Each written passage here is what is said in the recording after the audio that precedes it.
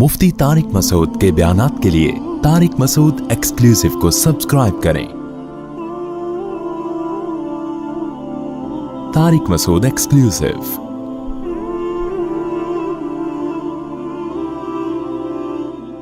सुब्हानल्लज़ी अस्रा बिअब्दिही, पाक है वो ज़ात जो अपने बंदे को रात को ले गया, लैलन रात के थोड़े से हिस्से में, मिनल मस्जिदिल हरामी इलल मस्जिदिल अक़सा, मस्जिद हराम से मस्जिद अक़सा की तरफ, लिनुरियहु मिन आयातिना, ताकि हम उनको दिखाएं अपनी निशानियाँ।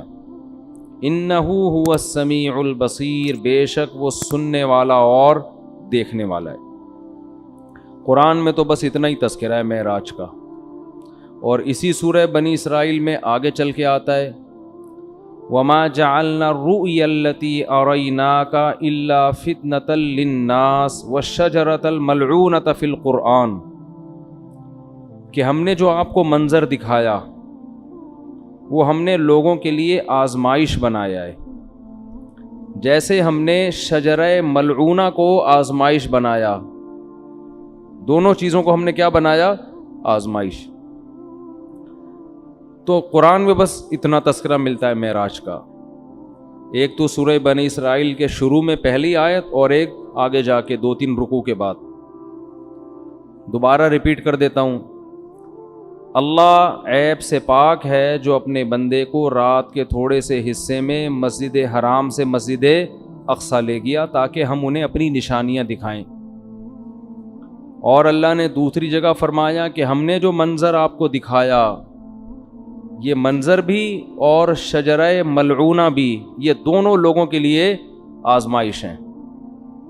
ये बल्ब जल बुझ रहा है, इससे कुछ नहीं होगा, बेफिक्र रहें। ये दोनों चीज़ें लोगों के लिए आजमाइश हैं। बाकी इसकी तफसील हदीस में मिलती है कि बुराक पर बैठकर आप सल्लल्लाहु अलैहि वसल्लम गए, मस्जिद अक़सा पहुँचे।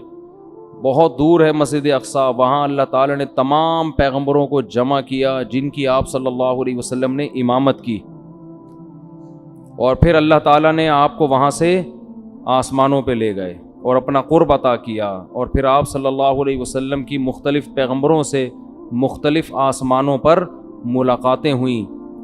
आपको मेराज में 50 नमाज़ों का तोहफ़ा दिया गया, जो आहिस्ता आहिस्ता कम होते होते 5। इससे पता चलता है कि बारगेनिंग जो है ना, बारगेनिंग, ये तो अल्लाह उसके रसूल के दरमियान में भी हुई है। लोग कहते हैं जो हमने कीमत बोल दी बस उसी पे ख़रीद लो, एक ज़बान। ऐसा नहीं होता भाई। बारगेनिंग आपने बोलने पर कोई गवर्नमेंट की तरफ से पाबंदी नहीं, आप 1 करोड़ रुपए बोल दो, हम तो कहेंगे ना भाई ये इतने की दोगे तो ठीक है, थोड़ा कम कर लो, थोड़ा कम कर लो। तो लचक होनी चाहिए इंसान की तबीयत में, ये नहीं कि बस एक ही ज़बान है, जो बोल दिया बोल दिया। अब अल्लाह ने 50 नमाजें दी थी, कम करते करते कितनी कर दी है वही 5। सवाल पैदा होता है जब 5 ही करनी थी तो 50 कहने की ज़रूरत क्या थी? ये ऐसा ही है जैसे अल्लाह ताला कुरान में बाज़ दफ़ा मुश्किल अहकाम देते हैं, लेकिन अभी सहाबा ने अमल किया नहीं होता कि उसको मनसूख कर देते हैं। ऐसा भी हुआ है कुरान में। ये बताने के लिए कि असल तो हम ये हुक्म देना चाहते थे, मगर तुम्हारी रियायत में हम अपने हुक्म को चेंज कर रहे हैं। अगर पहले ही हुक्म दिया जाता ना आसान वाला, तो पता क्या चलता कि अल्लाह असल क्या चाहते थे और आसानी करके क्या चाहते हैं। तो असल तो ये था कि अल्लाह चाहते थे हम दिन में कितनी नमाजें पढ़ें? 50 टाइम। लेकिन अल्लाह को पता था कि ये मुश्किल में पड़ जाएंगे और जहन्नम में जाने वालों की तादाद और ज़्यादा बढ़ जाएगी। इसलिए अल्लाह ने कहा कि मैं तुम्हारी रियायत करता हूँ। जैसे बेवा औरत को निकाह के पैगाम से अल्लाह ने मना किया, लेकिन अल्लाह ने फरमाया अल्लाह को पता है तुम बाज नहीं आओगे तो इशारतन पैगाम भेज सकते हो। उस ज़माने की बात है। तो इसी तरह कुरान में आता है कि हम हुक्म दे रहे हैं कि जब नबी की महफिल में जाओ तो पहले कुछ सदका दिया करो। फिर अल्लाह ने फरमाया अशफ़क़्तुम अन तुक़द्दिमू बैन यदै नजवाकुम सदका, तुम डरते हो कि हर चीज़ में पहले सदका देना पड़ेगा, चलो माफ़ किया, नहीं दो सदका, ठीक है ना। तो ये कुरान की आदत है, इससे अल्लाह की रहमत का पता चलता है। और ये भी कि इस्लाम के अहकाम में भी अल्लाह ने हमें ये बताया है कि मैं भी तुम्हारी تمہاری طبیعت کا، تمہاری کمزوری کی رعایت کرتا ہوں. تو جب اللہ ہماری رعایت کر کے احکام دے رہا ہے تو ہمیں بھی اپنے ماتحتوں کا خیال بولو کرنا چاہیے. اللہ ہمیں بتاتا ہے کہ اصل تو میں یہ کہنا چاہتا ہوں، یہ چاہتا ہوں حکم ہو، لیکن تم نہیں عمل کر سکو گے، چلو یہ اس پر عمل کرو. تو جب اللہ انسانوں کی رعایت کرتا ہے تو انسانوں کو بھی چاہیے کہ وہ ایک دوسرے کی رعایت کرا کریں. اتنا بوجھ کسی پہ نہ ڈالیں کہ بس تیر کی طرح سیدھے چلو تم. ایسا نہیں ہو سکتا بھائی. انسان ٹیڑھا میڑھا ہے، آڑا ترچھا ہے، اس کو بالکل ہر چیز میں ایکوریٹ کرنے کی کوشش کریں گے نہ، کوئی بھی نہیں ہو سکتا. کوئی بھی کا مطلب مسجد کا امام بھی پورا سیدھا، نہ مفتی صاحب پورے سیدھے ہو سکتے ہیں، نہ مسجد کا امام ہو سکتا ہے، نہ کوئی بزرگ پورے ایکوریٹ ہو سکتے ہیں. لوگ کہتے ہیں مفتی صاحب نے اس دن بیان میں یہ بول دیا تھا، مفتی صاحب اس دن وہاں انڈا موڑ پہ بیٹھے ہوئے ٹانگ پہ ٹانگ رکھ کے چائے پی رہے تھے. یہ علماء کے بیٹھنے کا طریقہ نہیں ہوتا. اس دن مفتی صاحب نے کہہ دیا تھا بھاڑ میں جائے. چلتا ہے مارکیٹ میں سب. ہاں کچھ لوگ بیٹھے ہیں کیڑے نکالنے کے لیے. کچھ لوگ کیا، ان کا کام ہی یہی ہے کہ اس کے کیڑے جمع کر کے ایک شاپر میں لا کے پوری کیڑوں کی دکان کھولی ہوئی ہے انہوں نے. وہ ان کا کام ہی یہی ہے کہ ایک دوسرے کی غلطیوں کو ہائی لائٹ کرنا. اور خود اتنے بڑے بڑے بلینڈر ان لوگوں سے ہوتے ہیں کہ اگر کوئی دوسرا ان کی غلطیاں جمع کرنا شروع کر دے تو الامان والحفیظ. تو لچک ہے بھائی، لچک. لوگوں کی رعایت کیا کرو. نمازیوں کی رعایت کا حکم ہے مسجد کے امام کو. اتنی لمبی نمازیں نہ شروع کر دو کہ لوگ کھڑے کھڑے تھک جائیں. حضرت معاذ تھے، حضرت جابر بن عبداللہ، انہوں نے اتنی لمبی عشاء کی نمازیں پڑھانا شروع کر دی، سورہ بقرہ پڑھتے تھے پوری اس میں نا. اب ایک صحابی تھے، وہ کھڑے کھڑے تھک جاتے. وہ ایک دن نماز توڑ کے چلے گئے اور جا کے نبی صلی اللہ علیہ وسلم سے شکایت کی کہ یہ اتنی لمبی عشاء کی نماز پڑھاتے ہیں.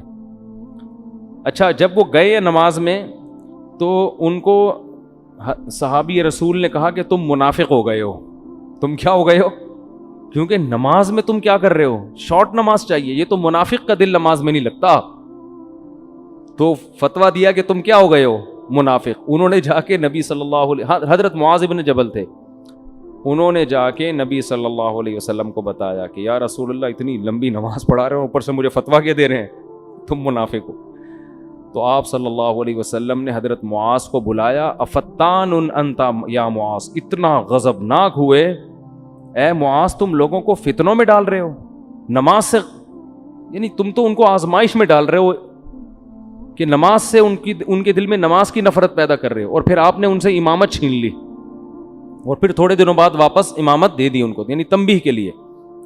تو امام کو چاہیے لوگوں کی رعایت کرے، خطیب کو چاہیے بیان میں بھی لوگوں کی رعایت کرے، ان کی مینٹل لیول سے اوپر کی باتیں نہ کرے. ایک دم 4 شادیوں پہ نہ آ جایا کرے، ٹھیک ہے نا. پہلے ان کو دوسری شادی سمجھائے، جب 6 مہینے میں یہ سمجھ میں آئے گی پھر تیسری. ہم ڈائریکٹ کیا کرتے ہیں، تو اس پہ لوگ کہتے ہیں یار یہ پتہ نہیں کس قسم کی باتیں کرتا ہے. تو جو جنگ میں کمانڈر ہے اس کو چاہیے وہ اپنے فوجیوں کی رعایت کرے. آپ اپنے ماتحتوں کی رعایت کرو. بیمار ہیں، ہمارے استاذ نے ایک بڑا اچھا اصول بنایا، ہم جامعۃ الرشید میں تھے، انہوں نے فرمایا کہ کوئی طالب علم اگر آ کے یہ کہتا ہے کہ میری طبیعت خراب ہے، مجھے چھٹی چاہیے، تو چھٹی اس کو فوراً دے دو. یہ تحقیق بعد میں ہوتی رہے گی کہ طبیعت واقعتاً خراب بھی ہے یا نہیں ہے. وجہ اس کی ہے کہ امکان ہے کہ ٹوپی کر رہا ہو، امکان ہے اس بات کا کہ ہو سکتا ہے جھوٹ بول رہا ہو، لیکن اس کا بھی امکان ہے کہ ہو سکتا ہے سچ بول رہا ہو. اب آپ نے بدگمانی کر کے کہ یار لگ تو رانی ہے شکل سے کہ بیمار ہے، چھٹی نہیں دی اور وہ واقعتاً ہے کیا بیمار ہے، تو کتنی مصیبت میں آئے گا کہ نہیں آئے گا.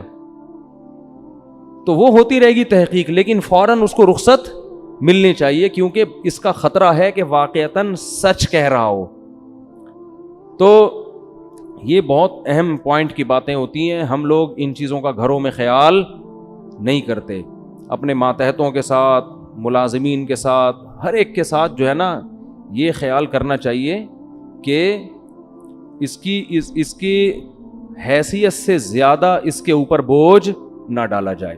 خیر، اللہ تعالیٰ نے اپنے حبیب صلی اللہ علیہ وسلم کو رات میں بلایا.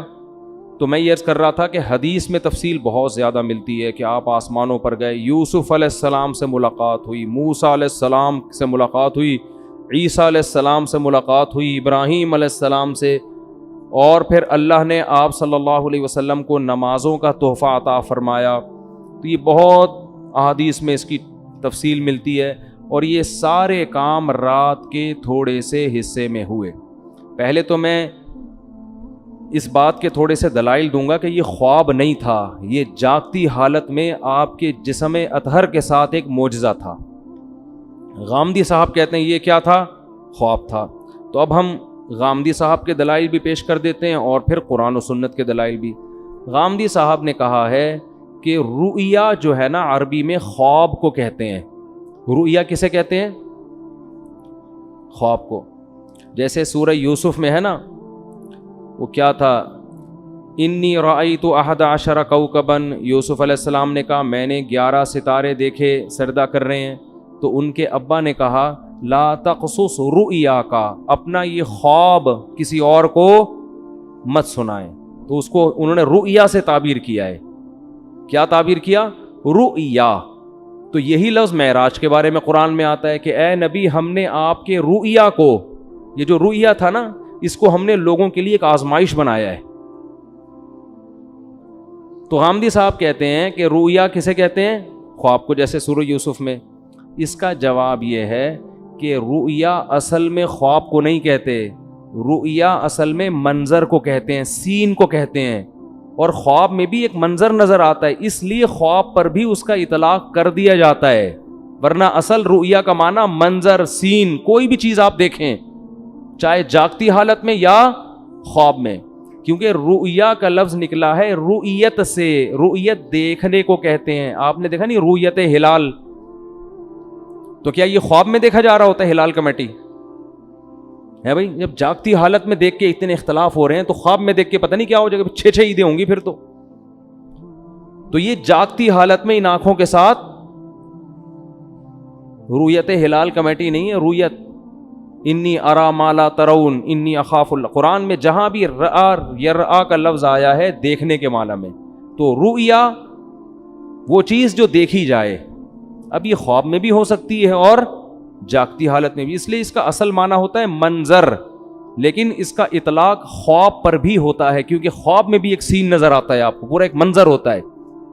تو اب ہم دیکھتے ہیں کہ قرآن میں جو نبی کے لیے معراج کے لیے رؤیا کا لفظ استعمال ہوا ہے وہ خواب کے معنی میں ہے یا منظر کے معنی میں, دونوں احتمال اس میں ہیں. تو ہم قرآن ہی سے فیصلہ کروا لیتے ہیں کہ وہ حقیقت تھی یا بولو خواب تھا. قرآن میں 2 واضح قرینے, اگر ہم حدیث کو ہٹا دیں, حدیث سے تو پتہ چلتا ہے کہ یہ خواب نہیں تھا, حدیث سے تو صاف کہ براق پہ بیٹھ کے آپ جا رہے ہیں, خواب میں ان تکلفات کی کیا ضرورت ہے؟ خواب میں آپ امریکہ جاؤ ایسے ہی پہنچ جاتے ہو بغیر جہاز کے بھی. یہ جو پورا براق آ رہا ہے, جبریل آ رہے ہیں, جایا جا رہا ہے, پھر وہاں امامت ہو رہی ہے, حدیث سے تو صاف پتہ چلتا ہے. لیکن ہم قرآن میں بھی دیکھتے ہیں کہ 2 واضح قرینے ہیں جن سے پتہ چلتا ہے کہ یہاں رؤیا خواب کے معنی میں نہیں ہے. سب سے پہلے اس رؤیا کے آگے پیچھے جو آیت ہے وہ خود ہی بتا رہی ہے. فرمایا وما جعلنا الرؤيا التي اريناك الا فتنة للناس والشجرة الملعونة في القرآن, کہ ہم نے اس رؤیا کو بھی اور قرآن میں جو ملعون درخت کا تذکرہ ہوا ہے ان دونوں چیزوں کو لوگوں کے لیے آزمائش بنایا. کیسے؟ ملعون درخت ہے شجرہ زقوم. قرآن میں آتا ہے کہ جہنم میں ایک درخت ہے جس کا پھل بے انتہا کڑوا, بہت کڑوا, جو جہنمیوں کو کھلانے کے لیے دیا جائے گا. اس پر مشرکین مکہ کہتے تھے کہ ایک طرف آپ کہتے ہیں جہنم میں آگ ہے, دوسری طرف کہہ رہے ہیں جہنم میں درخت ہے, درخت آگ میں نہیں اگتے. آئی بات سمجھ میں؟ تو اللہ نے قرآن میں فرمایا کہ اللہ, جس کا حاصل یہ ہے کہ اللہ کو یہ طاقت اور قدرت ہے کہ وہ آگ کے اندر بھی درخت پیدا کر دے. اور وہ کیا ہے اس کے بارے میں قعرها، وہ پورے آیت مجھے یاد نہیں آ رہی، کہ اس کی جو جڑیں ہیں نا وہ جہنم کی تہ میں ہیں، اس طرح کی آیت ہے. ابے نہیں بھائی بول. خیر، یعنی اس جواب کا حاصل یہ ہے کہ اللہ کو یہ قدرت ہے کہ اللہ اس درخت کو جہنم کے اندر پیدا کر دے، اور جہنم کی تہ میں اس کی کیا ہے؟ جڑیں اور شاخیں اوپر ہیں. تو آگ میں اللہ پیدا کر سکتا ہے، اللہ کے لیے کوئی مشکل نہیں ہے. دیکھو، ہم نے اگر پانی کے جانوروں کو نہ دیکھا ہوتا کبھی بھی، تو ہم کہتے کہ پانی کے اندر انسان یا کوئی مخلوق زندہ نہیں رہ سکتی، سانس کیسے آئے گا؟ تو اللہ نے پانی کی ہی مخلوقوں کو پیدا کر دیا، کروڑوں مخلوق جو پانی کے اندر ہی زندہ رہتی ہیں، باہر نہیں نکلتی. تو اللہ کو یہ قدرت ہے کہ وہ اسی ماحول کے حساب سے چیزیں پیدا کر دے. تو اللہ فرماتے ہیں ہم نے یہ ملعون درخت کو بنایا کس کے لیے؟ آزمائش، تاکہ مشرکین اور غیر مسلم اس کا انکار کریں کہ ایسا ممکن نہیں ہے. حالانکہ یہ انکار کرنا بنتا اس لیے نہیں ہے کہ اللہ ہر چیز پر قدرت رکھتا ہے. تو ہم نے زقوم درخت کو بھی لوگوں کے لیے کیا بنا دیا؟ آزمائش، کہ یہ اللہ کی قدرت جو مانتا ہے وہ تو اس کو مانے گا، جو اللہ کی قدرت نہیں مانتا وہ اس کا انکار کرے گا. تو اسی کے ساتھ اللہ نے نبی کی معراج کا بھی تذکرہ کیا کہ ہم نے نبی کو جو منظر دکھایا اس کو بھی لوگوں کے لیے کیا بنایا؟ آزمائش. کیا مطلب؟ جو اللہ کی قدرت کو مانے گا وہ تو مانے گا اس واقعے کو، جو کہتے ہیں اللہ ایسا نہیں کر سکتا وہ اس واقعے کا انکار کر دے گا. خواب اگر یہ ہوتا تو خواب کو ماننا کوئی اچھمبے کی بات نہیں ہے، یہ فتنہ تھوڑی بنتا.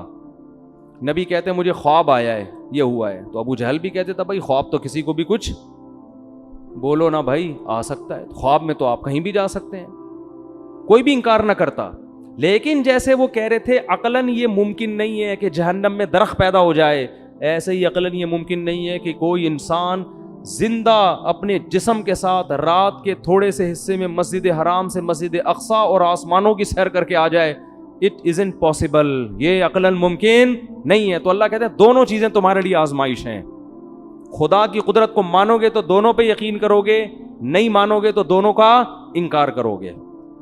تو یہ بہت بڑی دلیل ہے کہ یہاں رؤیا سے مراد معراج میں حقیقت ہے جسم کے ساتھ، خواب اس سے مراد نہیں ہے، ورنہ یہ آزمائش نہ ہوتا. دوسرا قرآن میں واضح اشارہ کیا، وہ تو صراحت ہے. سورہ بنی اسرائیل شروع ہو رہی ہے، سبحان الذی، پاک ہے وہ ذات، اسرا بعبدہ، جو اپنے بندے کو رات کے تھوڑے سے حصے میں لے گیا، من المسجد الحرامی الی المسجد الاقصی، مسجد حرام سے مسجد اقصی. یہاں اللہ نہیں کہہ رہے کہ میں نے خواب میں لے گیا ہوں. میں جب میں کہتا ہوں کہ میں رات کو کے تھوڑے سے حصے میں آپ کو یہاں سے وہاں لے گیا، تو اس کا مطلب کیا ہوتا ہے؟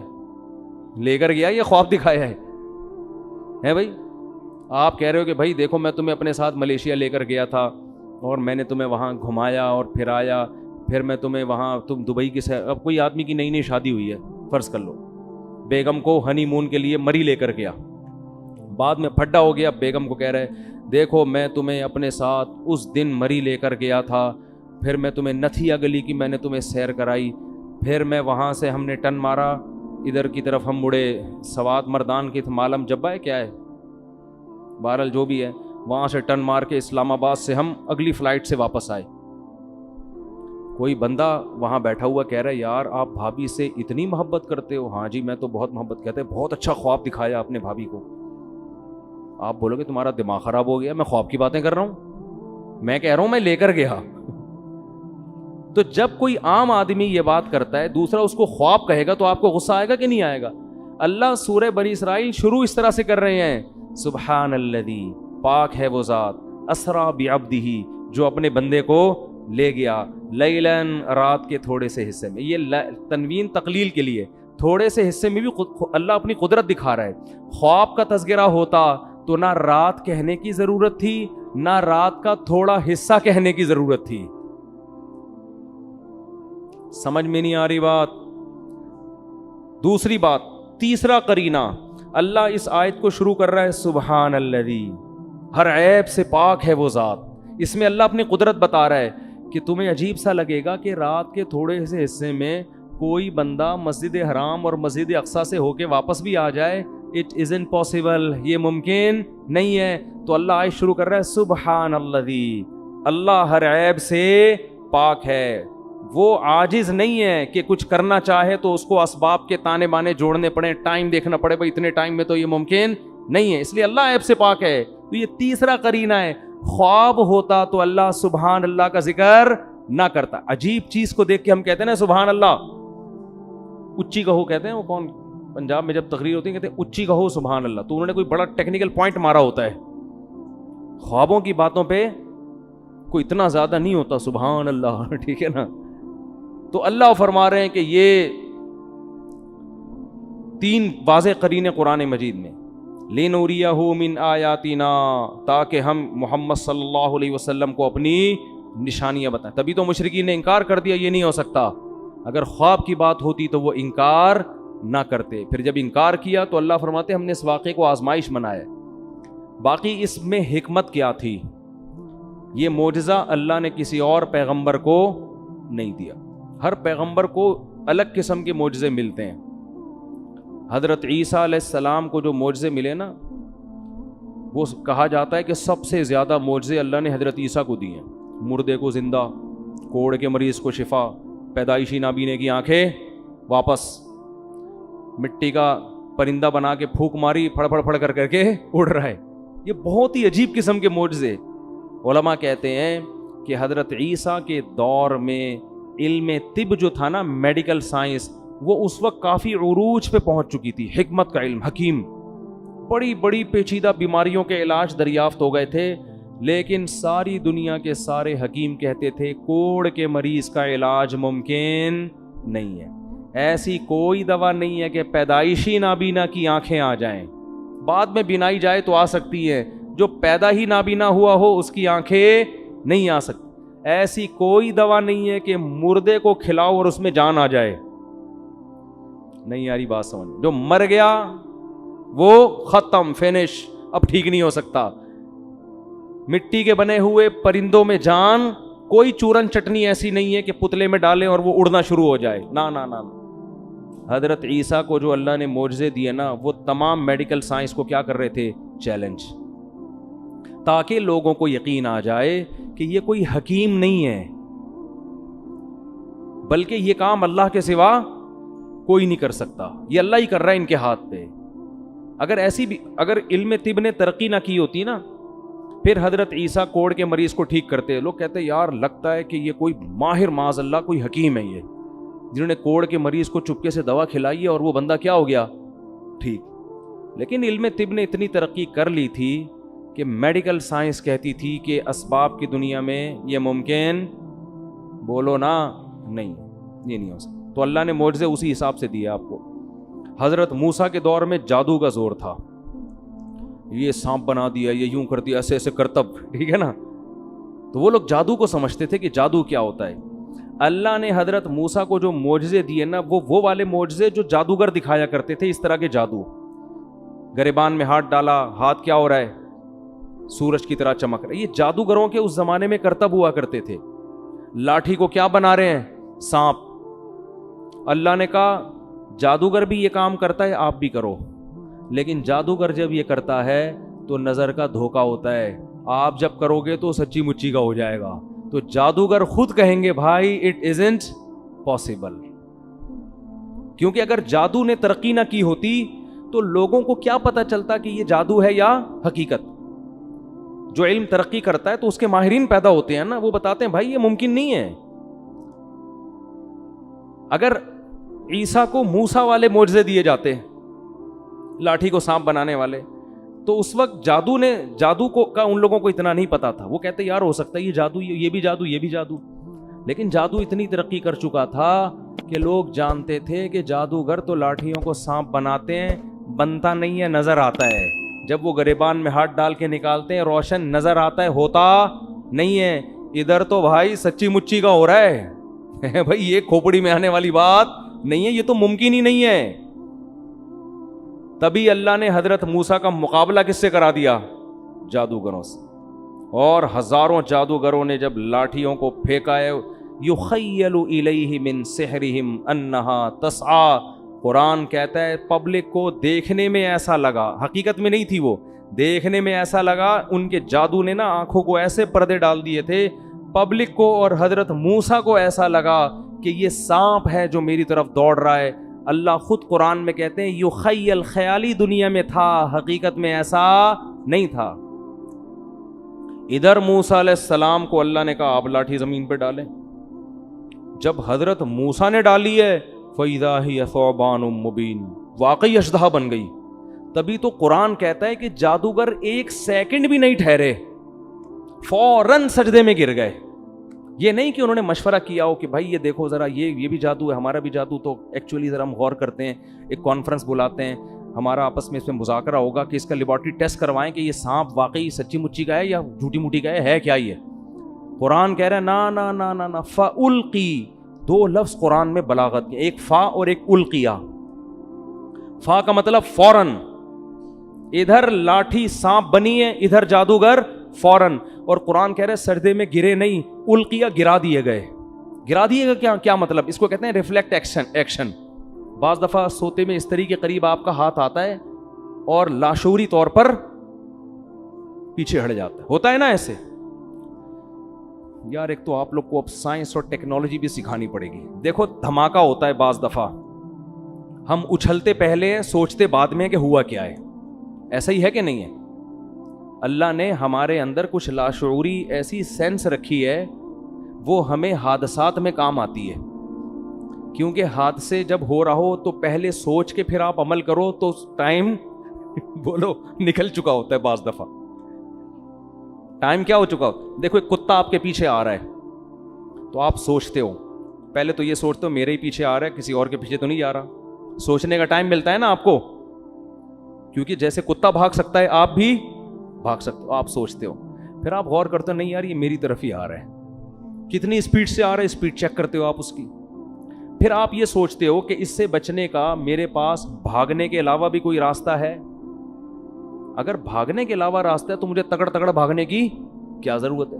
تو آپ کا دماغ کام کرتا ہے, آپ پتھر اٹھا لیتے ہو کہ یار پتھر سے ماروں گا بھاگ جائے گا, تو مجھے بھاگنے کی ٹینشن لینے کی ضرورت نہیں ہے. آپ پتھر اٹھاتے ہو, کتے کو اس طرح کرتے ہو, کتا اگر ڈر کے رک گیا تو آپ کہتے ہو بہت زبردست کام ہو گیا. کتا اگر کتے پنے پہ آیا ہوا ہے وہ پھر بھی نہیں رک رہا, پھر آپ آخری حربے کے طور پر تگڑ تگڑ بھاگنا شروع کرتے ہو اور بالآخر آپ کی جان بچ جاتی ہے. یہ سوچنے کا ٹائم ملتا ہے آپ کو. لیکن کچھ اتفاقی حادثے ایسے ہوتے ہیں کہ ان میں اگر سوچ کے کام کرو گے تو جیسے وہی ہے نا, اکثر سناتا ہوں میں, ایک بیچارہ شیشے کے برتن بورے میں بھر کے بیچ رہا تھا. ایک عادت ہوتی ہے نا بعض لوگوں کی, تو ایک سیٹھ صاحب کی عادت تھی ہر چیز کو ٹھوکر مار کے پوچھتے تھے اس میں کیا ہے. تو وہ شیشے کا برتن اس بیچنے والے نے اس سیٹھ صاحب کے سامنے رکھا. سیٹھ صاحب کو پتہ نہیں تھا اس میں شیشے کے برتن ہے. سیٹھ صاحب نے بوری پہ پاؤں مارا, بولا اس میں کیا ہے. اس نے کہا ہے نہیں تھا اب نہیں ہے. تو یہ کچھ ایسی چیزیں ہوتی ہیں جن میں سوچنے کا ٹائم, بھائی اس میں ٹھوکر مار کے پوچھو گے تو اب نہیں ہے, پوچھ کے ٹھوکر مارتے آپ. تو کچھ کام تو ایسے ہوتے ہیں سوچ کے آپ بھاگو, کچھ ایسے ہوتے ہیں کہ بھاگنا پہلے پڑتا ہے سوچنا بعد میں.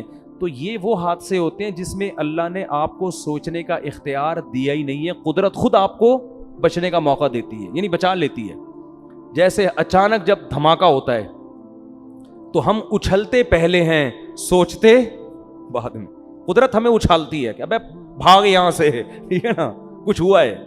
یا کتا بہت قریب آ کے ایک دم بھونکنا شروع کر دے تو پھر آپ بھاگتے پہلے ہو سوچتے بعد میں, اور خود ارادے سے نہیں بھاگتے.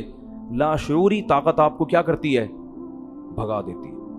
کوئی جھاڑی میں چھپا بیٹھا ہو, آپ قریب سے گزرو, وہ ایک دم بھو کر کے جب آواز دیتا ہے تو آپ بھاگتے پہلے ہو سوچتے بعد میں. یہ گاڈ گفٹڈ کچھ چیزیں اللہ نے انسان میں رکھی ہیں. یہ اس لیے رکھی ہیں کہ حادثوں ایمرجنسی جب نافذ ہونا تو آپ کو سوچنا نہ پڑے. سمجھ رہے ہیں, پہلے کام ہو جائے پھر بعد میں سوچتے رہو. ابھی تو قدرت چاہ رہی ہے اس جگہ سے آپ ہٹ جاؤ ورنہ مر جاؤ گے آپ. بالکل یہی کام جادوگروں سے ہوا ہے. قرآن کہتا ہے کہ جب انہوں نے رسیوں کو, جب موسیٰ نے لاٹھی کو پھینکا اور وہ سانپ بنی ہے تو جادوگر سوچ کے سجدے میں نہیں گرے, گرے پہلے ہیں سوچا بعد میں. کیوں گرے پہلے؟ ان کے لاشعور میں یہ بات بیٹھ گئی بھائی یہ تو پیغمبر ہے, یہ تو پاسبل ہی نہیں ہے کہ لاٹھی سانپ بن جاؤ. بھائی پہلے سجدہ کرو, بعد میں سوچتے رہیں گے کہ یہ سجدہ صحیح کیا یا غلط کیا. نہیں آ رہی بات. یہ قرآن کی بلاغت ہے. جب موسیٰ نے لاٹھی کو پھینکا ہے, قرآن کہہ رہا ہے فَأُلْقِي, جادوگروں کو لاشعوری طاقت نے سجدے میں گرا دیا. یہ لاشعوری طاقت کون تھی؟ یہ وہی جو ہمیں دھماکوں کے وقت ہوشیار کر دیتی ہے, ہم ہل جاتے ہیں اچانک. تو جادوگروں نے جب یہ منظر دیکھا نا کہ بھئی یہ لاٹھی تو حقیقت میں سانپ بن گئی, یہ تو عملاً ممکن ہے ہی نہیں, یہ تو اللہ کا پیغمبر ہے, یہ اللہ ہی کر سکتا ہے, یہ جادو نہیں ہے.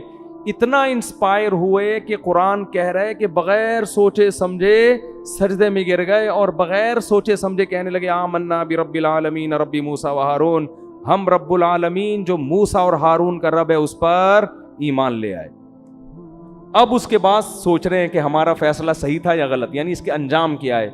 تو سوچنے کے بعد ان کو یقین ہو گیا کہ ہم نے فیصلہ کیا کیا ہے, صحیح. اب فرعون دھمکیاں دے رہا ہے کہ تمہاری نورا کشتی تھی اور میں تمہارے ہاتھ پاؤں کاٹ کے لٹکا دوں گا. انہوں نے کہا لن نؤثرک علی ما جاءنا من البینات, اے فرعون موسیٰ کے برحق ہونے کے جو ہم نے دلائل دیکھ لی ہیں نا, اب ہم تیری بات پر یقین نہیں کریں گے. فقضی ما انت قاض, تو ہاتھ پاؤں کاٹنے کی بات کرتا ہے, جو تیرے بس میں ہے وہ کر لے.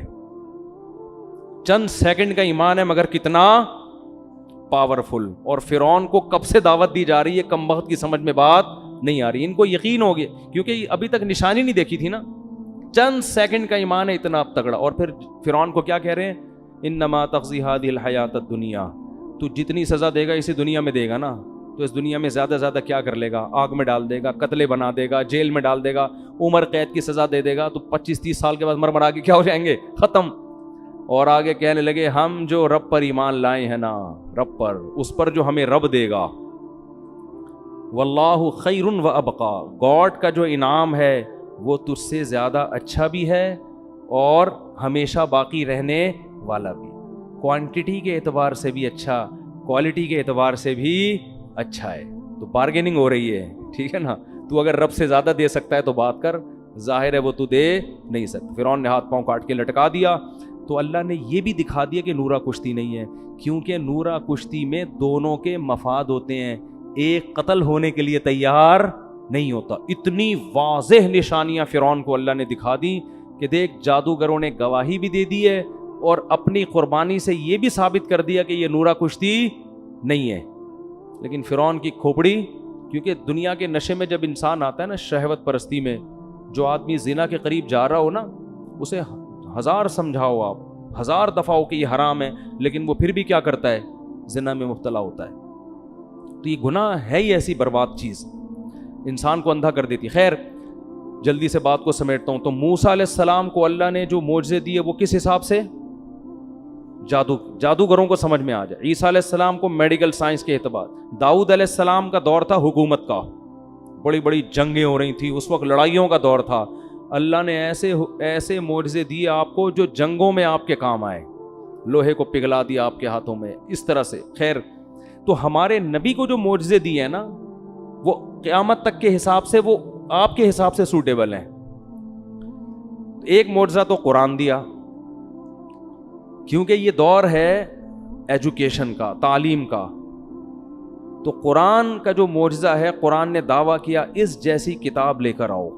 کتابوں کا دور ہے نا, تو قرآن نے کیا کہا, ایک شخص جو نہ لکھنا جانتا ہے نہ پڑھنا جانتا ہے, ایسی کتاب لے کر آتا ہے جس کے مضمون اتنے بہترین کہ ایسے اخلاقی مضمون آپ کو دنیا کی کسی کتاب میں نہیں ملیں گے. دلوں پر ایسا راج کرنے والی کتاب, دنیا میں سب سے زیادہ پڑھی جانے والی, سب سے زیادہ سنی جانے والی, جس کو پڑھ کے رونے والے سب سے زیادہ, جس کو سن کے رونے والے سب سے زیادہ, بغیر سمجھے بھی پڑھی جاتی ہے, بغیر سمجھے بھی سنی جاتی ہے. لئن اجتمعت الانس والجن علی ان یاتوا بمثل هذا القرآن, ساری دنیا کے انسان جنات جمع ہو جائیں, لا کے دکھائیں, نہیں لا سکتے. قرآن جب نازل ہوا نا تو بہت سے سائنسی غلط مفروضے تھے اس دور میں, آسمان ایسے بنا ہے, فلاں چیز ہے, اوٹ پٹانگ, جیسے اس دور کے سائنسدان تو پھینکو تھے نا. اس دور کے جو سائنسدان تھے چند ایک کے سوا بس وہ پھینک رہے تھے, لوگ لپیٹنے کے لیے بیٹھے ہوئے تھے. لیکن قرآن نے ایسا کوئی غلط سائنسی نظریہ ذکر نہیں کیا, حالانکہ وہ تو بہت کچھ تھا. تو ہمارے نبی کو کیسے پتہ چل گیا کہ یہ والا نظریہ صحیح ہے, یہ والا نظریہ غلط؟ کوئی ایسا نظریہ قرآن نے تذکرہ نہیں کیا. ایسے باطل نظریات سے اب تک کیا ہے, پاک ہے. تو یہ بھی معجزہ ہے کہ بھئی ایک دور تھا سائنس ترقی کرے گی, لوگ ان سب چیزوں کو غلط سمجھیں گے, تو قرآن نے ایسی کوئی غلط نظریے کو اپنی کتاب میں جگہ نہیں دی. اچھا, تو معراج کیوں نبی کا معجزہ, نبی کو یہ کیوں معجزہ دیا گیا؟ یہ اس لیے دیا گیا کہ آپ صلی اللہ علیہ وسلم آخری نبی تو ہیں لیکن سب سے افضل. تو اللہ یہ چاہتے تھے کہ آپ کی افضلیت تمام پیغمبروں کے سامنے ظاہر کر دیں, جسمانی اعتبار سے بھی اور روحانی اعتبار سے بھی. تو جسمانی اعتبار سے تو اللہ آپ کو عرش کے قریب لے کر گئے ہیں بلندیوں پہ. روحانی اعتبار سے نماز سب سے اہم ترین عبادت ہے, تو اللہ نے تمام پیغمبروں کو آپ کا مقتدی بنایا, آپ کو امام بنا کے یہ بتا دیا کہ روحانی اعتبار سے بھی یہ آپ سب پر فضیلت رکھتے ہیں. زبانی بتا دینا کافی نہیں ہوتا, پریکٹیکل کروایا جاتا ہے. جس کے پیچھے انسان نماز پڑھتا ہے اس کا احترام کرتا ہے نا. کیا خیال ہے بھائی ہم ان کے پیچھے کیا پڑھتے ہیں؟ یہ اللہ کے دربار میں حاضری کے وقت ہمارے رہبر ہوتے ہیں. تو اللہ کے ہاں تو سب سے اہم چیز کیا ہے؟ نماز. تو اللہ نے کیا کیا, آدم علیہ السلام, موسیٰ علیہ السلام, یوسف علیہ السلام, داؤد علیہ السلام, زکریا علیہ السلام, عیسیٰ علیہ السلام, سارے پیغمبروں کو بولا چلو بیت المقدس میں صفے بنا کے کھڑے ہو جاؤ. سب کو اللہ نے بیت المقدس میں حاضر کیا. ادھر نبی صلی اللہ علیہ وسلم کو براق پہ بٹھا کے بیت المقدس لے جایا گیا, اور مصلی آپ کے لیے خالی تھا, تمام پیغمبر انتظار کر رہے ہیں, اور آپ صلی اللہ علیہ وسلم نے آ کے ان کو نماز میں ان کی امامت کی. اس میں یہ بھی حکمت کہ آج کے بعد سب سے افضل کون ہیں؟ محمد صلی اللہ علیہ وسلم. سب کی موجودگی میں مصلی پہ کون کھڑا ہوگا؟ ابے بولنے میں کیا جا رہا ہے؟ نبی صلی اللہ علیہ وسلم. دوسری بات کہ اب تمام پیغمبروں کی شریعتیں کیا ہو گئی ہیں؟ منسوخ, کیونکہ سب نے نماز اخپل طریقے سے نہیں پڑھی ہے, اپنی اپنی شریعت کے مطابق. کس طرح سے پڑھی ہے؟ ظاہر ہے جیسے امام پڑھتا ہے ویسے ہی مقتدی پڑھتے ہیں نا. یہودیوں کی نماز الگ تھی, عیسائیوں کی الگ تھی, ان سے پہلے آسمانی مذاہب کی نمازیں الگ تھیں. اب جب نبی آ گئے تو نماز کیسے ہوگی؟ جیسے نبی پڑھائیں. کیا مطلب؟ نماز یہ ایک سائن ہے, علامت ہے شریعت کا, کیونکہ سب سے بڑا شعار ہے نا.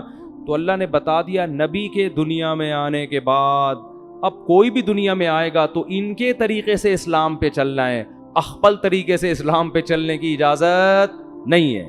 اسی وجہ سے جب حضرت عیسیٰ علیہ السلام قرب قیامت میں نازل ہوں گے تو اپنی شریعت کو فالو نہیں کریں گے, بلکہ محمد صلی اللہ علیہ وسلم کی شریعت کو فالو کریں گے. جب نازل ہوں گے نا دمشق کی مسجد میں, تو امام مہدی مصلی پہ کھڑے ہوں گے نماز پڑھانے کے لیے. تو حضرت عیسیٰ جب آسمانوں سے نیچے اتریں گے تو حضرت مہدی ان کے لیے مصلی خالی کریں گے کہ آپ نماز پڑھائیں. وہ کہیں گے نا نا نا نا, اس کام کے لیے اللہ نے اس امت کو منتخب کیا ہے. سمجھ میں شریعت اس امت ہی کی, کیونکہ یہ آپ ہی, میں امامت کرنے کے لیے بولو نہیں, تمہارے امام پہلے سے نبی آپ صلی اللہ علیہ وسلم امام ہے, وہ ان کی امامت ابھی بھی ہے. پھر کیوں تشریف لائے بھائی آپ؟ سوال پیدا ہوتا ہے پھر آپ کیوں تشریف لائیں جب آپ نماز بھی نہیں پڑھا رہے ہیں بھائی, نماز اس امت کے پیچھے پڑھ رہے ہیں, تو پھر آپ تشریف, سوال پیدا ہوتا ہے کہ نہیں ہوتا, کیوں لائے؟ تو وہ جواب میں کہیں گے کہ میں دنیا میں دین کی دعوت کو لے کر آیا تھا, میں نے ہزاروں درجنوں معجزے دکھائے, مجھ پر اہل کتاب ایمان لائے, اور یہودیوں نے مجھ سے دشمنی کر کے اپنے خیال کے مطابق مجھے قتل کرنے کی کوشش کی. اب یہودی میرا تو دشمن ہے, اور اسلام کا بھی سب سے بڑا دشمن کون ہے؟ یہودی. تو یہ ہم دونوں کا مشترک دشمن ہے. تو میں اب اس امت کی قیادت کروں گا یہودیوں سے قتال کرنے میں. سمجھ میں نہیں آ رہی تو جیسے چل رہے ہیں ویسے ہی چلتے رہیں. میں جب سبق پڑھاتا ہوں طلبہ سے کہتا ہوں سمجھ میں آ رہی, وہ کہہ رہے نہیں, میں کہہ رہا ہوں باقی دنیا میں ساری باتیں سمجھ میں آ گئی ہیں آپ لوگوں کی؟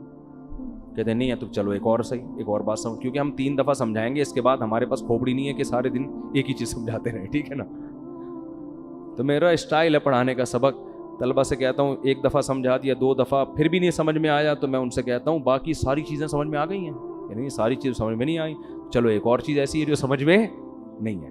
جب باقی چیزیں سمجھ میں نہ آنے سے کچھ نہیں ہو رہا، لائف آپ کی نیچرل بڑے آرام سے گزر رہی ہے، تو ایک اور چیز بھی اسی میں شامل کر لو۔ تو خام ہمیں ایک ہی چیز کو سمجھا کے دماغ خراب نہیں کرنا چاہیے۔ بھی کل کسی نے مضمون بھیجا 4 شادیوں کے خلاف، وہ میں نے پڑھا، اس نے دلائل دیا، میں نے کہا اس کو اپنے پاس رکھ لو، اب ہمارے پاس فالتو کھوپڑی نہیں ہے، ان باتوں کے 100 دفعہ جواب دے چکے ہیں، پھر وہی کھوپڑی وہی گھما رہے ہیں وہی۔ میں نے کہا یہ سمجھنے والے لوگ نہیں ہے۔ خیر 4 شادیاں پتہ نہیں کہاں سے آ گئیں، جلدی سے بات کو سمیٹ کے ختم کرتا ہوں۔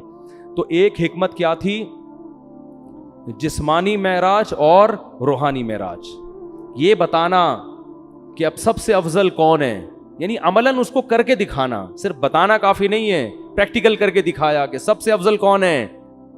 اب دیکھو حضرت موسیٰ علیہ السلام اگر کہیں کہ میں سب سے افضل ہوں تو پھر ان کے امتی کہیں گے پھر معراج کی رات میں مصلی پہ آپ کیوں نہیں آئے؟ اگر یوسف علیہ السلام کہے میں سب سے افضل ہوں تو سوال پیدا ہوتا ہے پھر معراج کی رات پہ نماز آپ نے کیوں نہیں پڑھائی؟ تو اللہ نے ایک عمل سے ثابت کر دیا۔ حدیث میں آتا ہے لو کان موسیٰ حیا لما وسعہ الا اتباعی، اگر موسیٰ کلیم اللہ جو بار بار کوہ طور پہ جایا کرتے تھے، جن کا ذکر اللہ نے قرآن میں سب سے زیادہ کیا، جن کو سرگوشیوں کے لیے اپنے قریب کیا، جن کو پوری کتاب ایک ہی دفعہ میں پکڑا دی گئی، لیکن نبی نے فرمایا ان تمام فضائل کے باوجود اگر موسیٰ زندہ ہوں، اگر اس وقت موسیٰ زندہ ہوتے لما وسعہ الا اتباعی، تو میری اتباع کیے بغیر ان کی نجات ممکن نہیں تھی، وہ فالو اسلام ہی کو کریں گے۔ اسی وجہ سے علماء کہتے ہیں حضرت عیسیٰ علیہ السلام آئیں گے نا تو ہمارے ہی شریعت کو فالو کریں گے۔ تو یہ بھی ایک حکمت تھی معراج میں، اور بہت ساری چیزیں تھیں۔ اللہ نے آپ کو اپنی آنکھوں سے جنت اور جہنم کے مناظر دکھائے ہیں معراج کی رات۔ اچھا، ایک حکمت یہ بھی تھی کہ بیت المقدس کی فضیلت پہ مہر ثبت ہو جائے۔ اگر ہمارے نبی بیت المقدس نہ جاتے تو ہمارے نظر میں قبلہ اول کی زیادہ ویلیو نہ ہوتی۔ ہم کہتے وہ تو عیسائیوں کا قبلہ تھا، یہودیوں کا قبلہ تھا، پیغمبروں کا قبلہ تھا، ہمارے نبی تو وہاں کبھی گئے بھی نہیں، نماز بھی نہیں پڑھی۔ تو اللہ نے عملاً آپ کو وہاں لے جا کے نماز پڑھوائی ہے، تاکہ ہم جب جائیں بیت المقدس تو وہاں نماز پڑھ کے ہمیں اطمینان ملے کہ یہ وہ مقدس جگہ ہے جہاں ہمارے حبیب صلی اللہ علیہ وسلم کو بھی نماز عملاً پڑھوائی گئی ہے۔ اس سے بیت المقدس کی فضیلت اور زیادہ بڑھ گئی۔ سمجھتے ہو کہ نہیں سمجھتے؟ اور بہت ساری حکمتیں ہیں، وہ پھر علماء بیان کرتے رہتے ہیں، موٹی موٹی حکمتیں یہی ہیں۔ پھر ایک بڑی حکمت یہ بھی تھی کہ نمازوں کا جو تحفہ اللہ نے اپنے پاس بلا کے دیا ہے، اس سے نماز کی اہمیت، اگر ویسے ہی وہی آ جاتی، بھائی ایک گفٹ ہوتا ہے کہ آپ کسی کو پارسل کر دیتے ہیں، شاپر میں بریانی ڈال کے گھر پہنچا دیا آپ نے، یہ بھی ہے۔ ایک ہوتا ہے اپنے گھر بلاتے ہیں، بٹھاتے ہیں، عزت کے ساتھ سلاد رائتہ پیش کر کے کھلاتے ہیں۔ تو اللہ تعالیٰ نے نماز میں ایسا نہیں کیا کہ جبریل کو جا کے بول دیا فرض کر کے آ جاؤ، نہ، یہ ایک ایسا تحفہ ہے جو میں اپنے پاس بلا کے آپ کو عطا کروں گا۔ تو بہت ساری حکمتوں میں نے چند ایک آپ کے سامنے بیان کی ہیں۔ تو وقت کافی زیادہ ہو گیا ہے، اور کل انشاءاللہ پھر وہ سورہ کہف کا کچھ تذکرہ کریں گے۔ اللہ تعالیٰ سمجھنے کی، عمل کی توفیق عطا فرمائے۔